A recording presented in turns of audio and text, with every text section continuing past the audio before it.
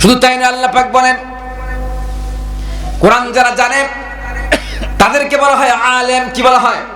আলেম। কষ্ট পাচ্ছেন নাকি ভাই? কোরআন যারা জানে তাদেরকে কি বলা হয়? আল্লাহ পাক বলেন ইন্নামা ইয়াখশাল্লাহু মিন ইবাদিহিল উলামা। আল্লাহু আকবার। আল্লাহ পাক বলেন নিশ্চয় ইয়াখশাল্লাহু মিন ইবাদিহিল উলামা।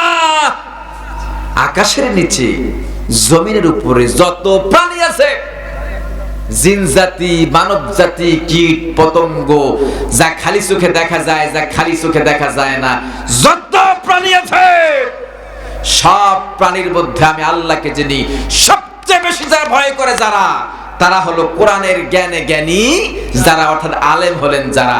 সুবহানাল্লাহ পড়বেন না? আলেম হওয়ার জন্য আমার মতো দাড়ি রাখা, আমার মতো লম্বা টুপি দেওয়ার দরকার নাই। কোরআন পড়তে পারেন, কোরআন বুঝতে পারেন, কোরআনের পার্টি করেন, কোরআনের দল করেন, কোরআন অনুযায়ী নিজের জীবনকে সাজিয়েছেন, আপনি আলেম। আপনার কলিজার মধ্যে সবচেয়ে যার ভয় আছে চিৎকার মেরে বলুন তিনি কে? আল্লাহ। আল্লাহ পাক এর